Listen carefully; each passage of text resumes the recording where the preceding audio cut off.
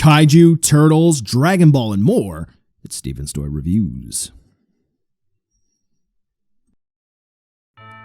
Hello collectors, Steven here, and we're kicking off December now with a very fun review. Today we're going to be taking a look at two vinyl figures from Mondo, which they have gotten some flack over. Today we're going to be taking a look at Mondo's Godzilla 1984 and their Hedorah figures. We're going to specifically be taking a look at the Imperial variant and the oil slick variant of Godzilla and Hedorah respectively.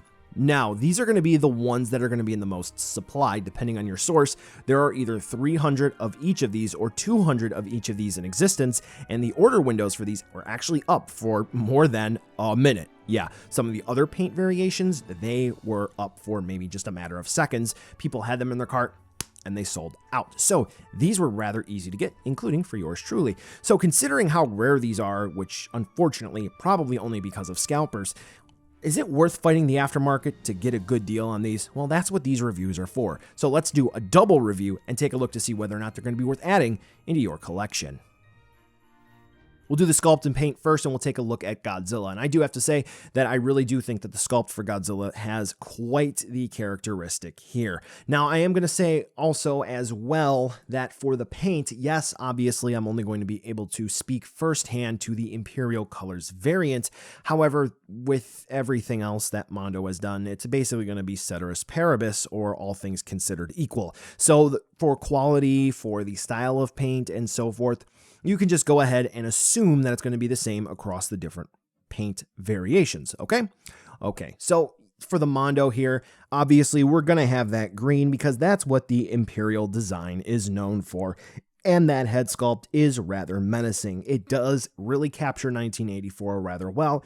Does have a nice classic spin on it, but hey, it's pretty cool. Now, I will say that the teeth maybe could be just a little better painted, but considering the scale in which they were making all these, hey, it's just fine. It's a little bit of a bleed over. The silver spray on the chest looks fantastic, and that spray is going to continue on down to his belly, which fades off ever so, I would say, artistically. It's very flavorful. That silver is going to be continuing on down actually in key portions on the knees, and that silver is going to be used on the claws and on the toenails as well. So overall, it's going to look rather nice. We are generally going to have a metallic finish to this figure, which is executed rather nicely, I would say.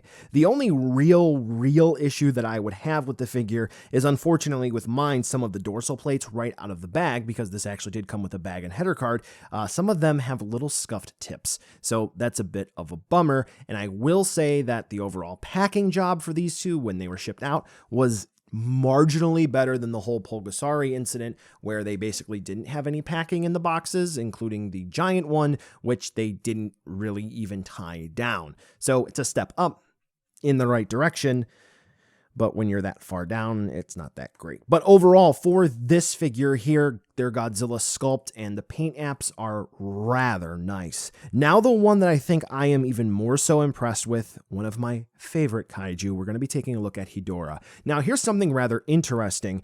Mondo actually tweeted out pronouns for her. Now, I've never seen this before except for a pink Hedorah in the Godzilla Land cartoon, and I believe that was meant to be a separate character, and not Hedorah proper. I've never seen she before for Hedorah, and I think in referencing Hedorah before, I've mostly used it in personal and talking with others.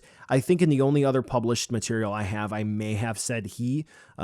So just to keep the peace, Hedorah is an alien. I think we'll just go ahead and go with they. How does that sound? Okay, so what's kind of interesting is that the specific coloration that we have here, it sort of reminds me of the Neo Hedorah coloration from, I believe it's going to be the Monster Island Puppet series, whatever that was. The name escapes me off the top of my head, but I definitely get the vibe of cotton candy here. Hedorah is going to be the oil slick variant, which looks rather cool. And the only real critique that I'm going to have, which I'm actually kind of mad about to an extent, is going to be the top of the head. Now, you are going to see the cracks in there, and that's going to be in the sculpt. But if you take a closer look, you can actually see cracks in the paint. That's kind of rubbing me the wrong way just because of the price of these and the intended collectability. I'm pretty upset about that. Like, genuinely, why? Why? Yeah, it's a big bummer. But otherwise, when it comes to metallic paint, unfortunately, any small imperfection, it's really, really going to show because it reflects light. So if there's a little tiny speck of anything, it's not going to be completely flush. You're not going to be able to see a completely smooth surface, and there's going to be a bump, there's going to be a ridge. So anything that may have gotten caught in the paint mixture, if something wasn't cleaned 100% properly, then guess what? It's going to show up here. So I'm not really going to fault Mondo for any of the things like that, but some of the cracking here, that I am going to. Overall, Hedorah has a very cute sculpt, and I think that they look very good for this particular colorway. But I will say that maybe this one may not be for you, and you'll find better execution with another paint scheme. Now for articulation, because we actually do have articulation here. Godzilla is going to move at the shoulders and the hips and the tail. Hedorah, they will move at the arms and intended to be at the tail. Now here's the thing. Articulation is so much an afterthought here. Don't even really move them around. Like, don't. As you can see in the tail, we have an oval swivel. I mean, I had to force these things to move, so I don't even know if they were intended to. So these are more so art pieces and collectible pieces. So get a Monster Arts if you want that. So here's going to be a size comparison where you can see how big these two goofballs are going to be next to some other figures you might have in your collection, and they size up rather nicely. I think if you're going to just throw them up on the shelf, obviously they're not going to be in scale with each other, and they're not intended to really scale with anything else. So buy now, skip, or wait for a deal. Unfortunately, Mondo has this stigma, I guess you might say, in the Godzilla collecting community, where a lot of folks say because the vinyls may be made in China, they use harder plastic than some of the other vinyls that are on the market. They're not soft vinyl. They're not traditional sofubi. They're not I mean, honestly, at this point, you really can't listen to what I would affectionately call the old guard, because they're under the impression you have to pay $85 for a movie monster series Gorosaurus from the Godzilla store, when you can easily hop over to eBay and you can get one shipped from Japan for $50. Yeah, so there's kind of that gatekeeping mentality where you have to follow along with what they say, and that's not true. So you are probably more than likely going to hear negative opinions about Mondo's vinyls. When it comes to more so objectivity, I do have to say that Mondo is really doing a good job with their sculpts and getting them out. The only thing that I will say is going to have to be stepping up the quality control, and especially with shipping things out in adequate protective packaging. If they're able to tighten up the quality on both of those things, they will be so far ahead in the collecting game, and actually not getting their foot in the door, knocking the door down as a prominent fixture in the kaiju collecting community for making stylized vinyl figures. These two, they're great. Godzilla, he's awesome. Hedorah, they fantastic. Great figure. If you're thinking about picking these up, definitely commit to getting your favorite two variations. I say two because one being Godzilla, two being Hedorah. So yeah, put your money where you really want to put it. Don't just settle, and I think you might be happy.